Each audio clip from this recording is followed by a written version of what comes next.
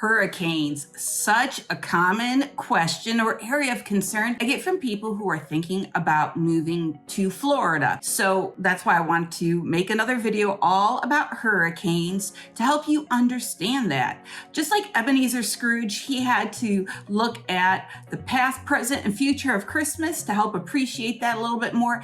In this video, we're going to talk about hurricanes past, present, and future, and talk a little bit more about the weather conditions we might get building up to hurricanes to help you out. Hi, I'm Jill Thomas, and each week I bring new videos about what it's like to live here in Florida, just like talking about hurricanes, the Sarasota area, and then of course, real estate. So if you've been thinking about making a move to the area, or maybe you already live here and you need to switch around a little bit, then this might be a really good channel for you. So be sure to subscribe, hit the notification bell, and keep on watching. But then when you are ready to take that next step, maybe you have more questions, maybe you need somebody to bounce some ideas and thoughts off of, then please give me a call, text, or email me. I am here to help.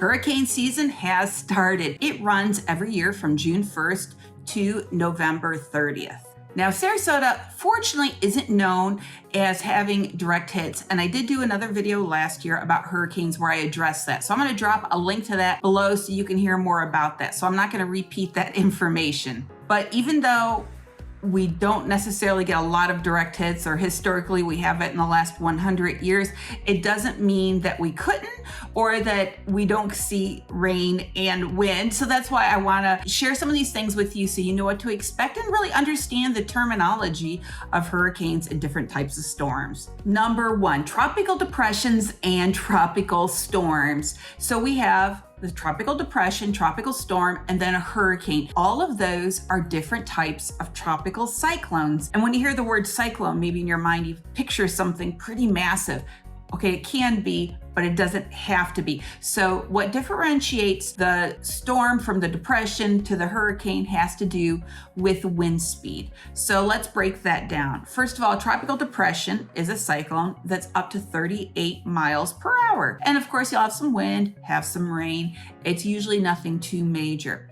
Then the next is the tropical storm. So we're up a level now, and that's a storm between 39 miles per hour to 74 miles per hour. And once it hits 39 miles per hour is when they name the storm. So sometimes when you hear those names out there like Tropical Storm Alfred or Becky or whatever it is, and sometimes you'll see it as TS and then the name of the storm. Just because a storm is named doesn't necessarily mean it's going to cause widespread devastation. It could cause some damage, and we're going to talk about that, what that exactly looks like right now. We can see some strong winds, we can see a lot of rain, and typically these storms, the tropical storms, is not like a thunderstorm where it might blow through in an afternoon or in a morning. It could last for a couple days. Sometimes these systems are really, really large. And so that's when sometimes they cause more damage because the rain just doesn't stop. We could see some flooding. Sometimes though, if just an area isn't well drained, there could be some very temporary flooding where the street floods for a bit, but as soon as the rain passes, then the flooding, that standing water, goes away. And then also depends too, again, how strong we get. You know, obviously 39 miles per hour is a lot different than 70 miles per hour. But let's say you have something that's compromised, like an old fence, or maybe your roof is in poor shape, or the screens on your cages at your lanai aren't in good shape. So when we see those little bit stronger winds, then you can see some damage that way. And of course, some tree branches could fall down, especially palm fronds. That's not unusual for those to fall. They fall all the time, even when it's not windy. So that's when that's what some of the things we see when we have a tropical depression or a tropical storm. In reality, for the most part, like nobody evacuates. It's not like the whole town shuts down. People still go to work. You just get really wet.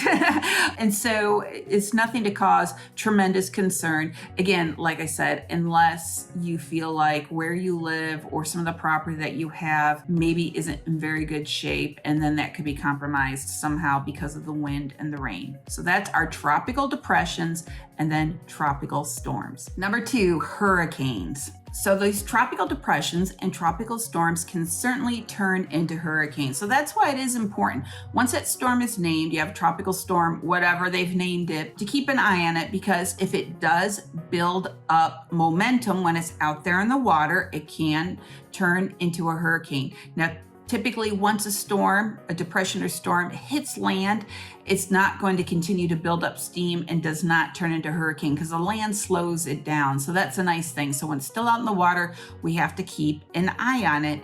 And then, of course, the stronger the wind, the greater risk of some devastation. Now, when you watch the news, you're going to see, or the Weather Channel, that we identify these hurricanes as category 1, 2, 3, 4, or 5, or we call it Cat 1, Cat 2, so on and so forth. So let me break it down to you, the wind speed for each of those categories. Category 1 is 74 miles per hour to 95 miles per hour. Cat 2 is 96 to 110 miles per hour. Category 3 is 111 to 129 miles per hour. Category 4 is 130 to 156 miles per hour. And then, of course, Category 5 is anything that's over or 157 miles per hour or greater. Okay, so now let's go back to our little Ebenezer Scrooge metaphor and talk about hurricanes past. So that's number 3. Let's talk about our past hurricanes. So a hurricane is considered a major storm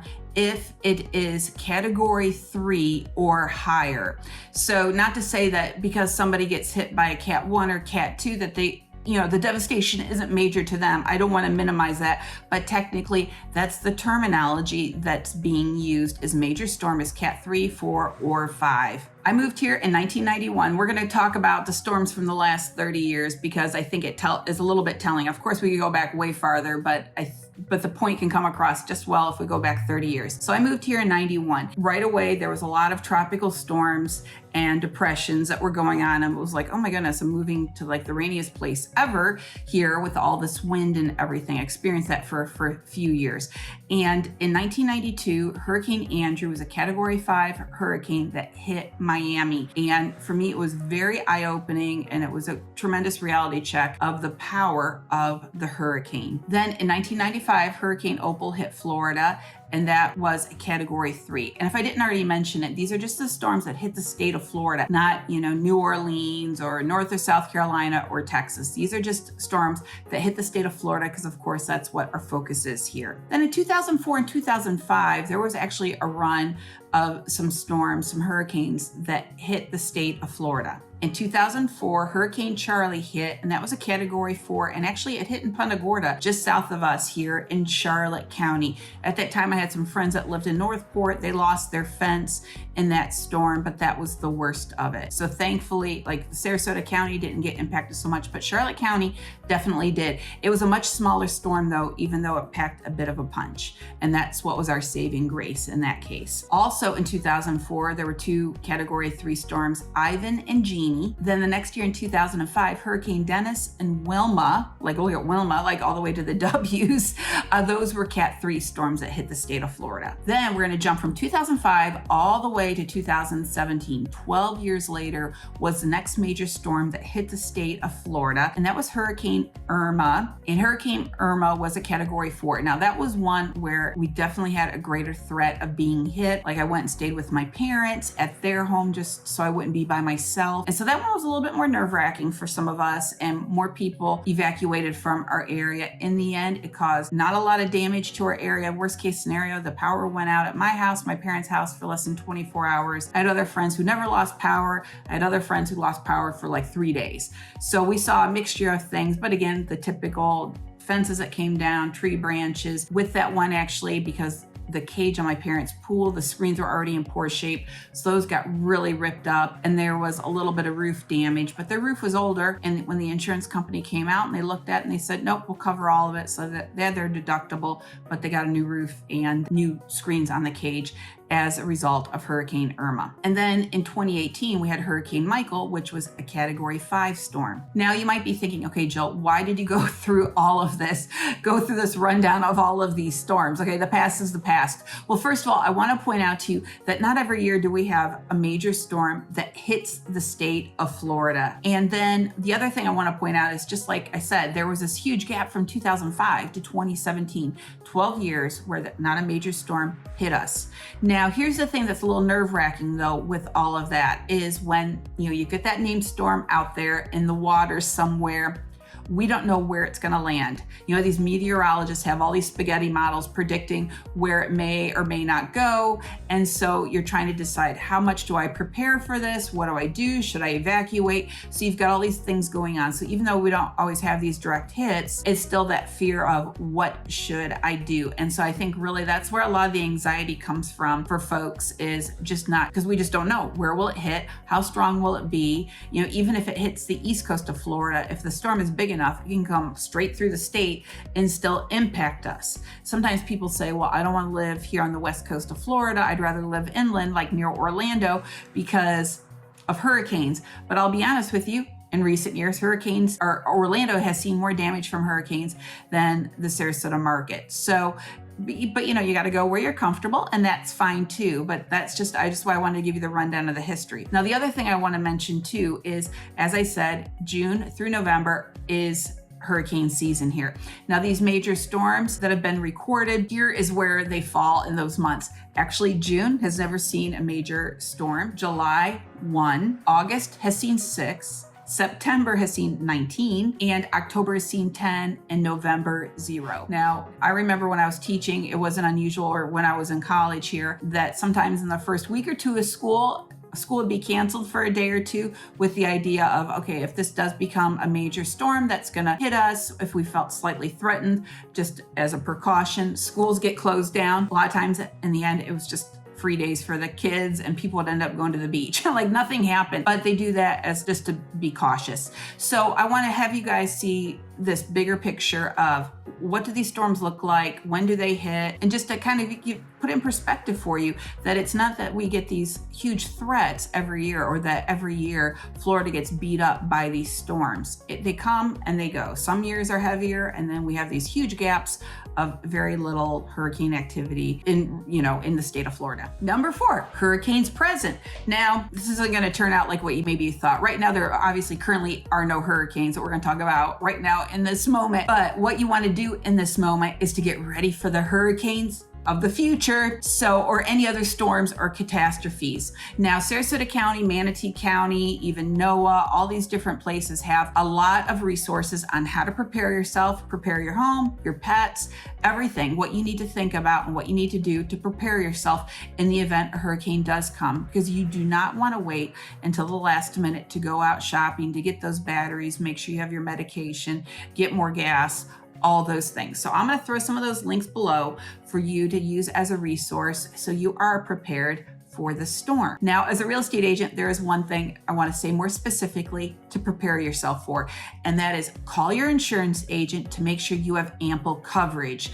for these storms. With housing values going up and the cost of materials going up, you want to make sure you have enough coverage for your home if in the event something happens with a hurricane or any other catastrophe or a fire or whatever. So call your insurance agent right now. Do not drag your feet on that. The other thing too is even if you're buying a property or you want to change your coverage, if there's a storm out there, a named storm, you cannot do that. You cannot bind coverage. You cannot make changes to it. So you've got to do it right away. Don't wait on that. So be careful. And even if that storm's going to go to North Carolina, or you go, I think it's going to go to Texas, we're okay. They're still not going to do that. So call your insurance agent today to make sure that you, in the present, right now, today, when you're not stressed out, that you're taken care of for the future. Okay, hurricanes future. So that's what you're here for. You want to know, okay, what are we going to be looking at though now in the future that we've looked to the past? I have some understanding. You've learned some definitions, which are really important because it helps you understand things when you're watching the news. But let's talk about what they're saying for the future. And is NOAA, the National Oceanic and Atmospheric Administration. I think I said that right. So here's what they're predicting for the 2022 hurricane season. They are saying that there's going to be 14 to 21 named storms. And remember, that's when they're at least 39 miles per hour. That is the tropical storm, just not a major hurricane. Of those, they're predicting that 6 to 10 of those are going to be hurricanes. They're also thinking that we're going to have 3 to 6 major hurricanes, which is a category 3, 4, or 5. Now, when I say we're going to have these, that's just not impacting Florida. That could be anywhere. So before, everything I was saying was very Florida centric. Now this is generic. This could be anywhere here in the West. They're saying that there's a 65% probability that this is going to be an above average hurricane season. So 65%, we're going to see more activity than normal. There's a 25% probability that the season's going to be near normal. It's going to be pretty average, not crazy, but not mild. And then they're saying there's a 10% probability that it's going to be below average in terms of activity. The other thing that NOAA is saying is that the 2022 hurricane season is going to be the 7th consecutive season with more hurricane activity, that we're going to have stronger hurricane activity. Now, I had somebody actually call me up last week about that they were concerned about that. But that's why I wanted to show you the past, because even though they're saying this is the 7th consecutive year, only 2017 and 2018 did Florida see an impact by a major hurricane, by a major storm. So even though they say that, it doesn't mean that Florida is going to get hit. And then if you're here in my area, in the West Coast, the Sarasota Manatee County area, first of all, it's got to hit Florida, then it's got to hit us here directly. So I just want to help you put that all in perspective. It doesn't mean that we will get hit, doesn't mean that we can't get hit or we won't get hit, but it just helps you to figure out in your mind, because some people do get really worried about this. What level of risk are you comfortable with? Where are you at with that? Where you're going to go, Jill, okay, I can live with that. That doesn't scare me. And of course, talking about other major things, like Florida does get some tornadoes, but we don't get a lot. That's not a big thing here. It happens on occasion, but not often. So maybe where you're at, there's other things that you have that you're more comfortable with that we don't see. So it's only up to you. You have to be the one to reason that out in your mind and go, okay, this is what I'm okay with. So I hope this gives you a good glimpse to the past, present, and future of hurricanes. In the end, I would say that you just need to be smart, be prepared, and then make good decisions that's good for you, as we have a threat of each storm that may or may not come our way. And in the end, we'll trust the Lord. God bless us, everyone. Thanks for watching, guys. Have a great day.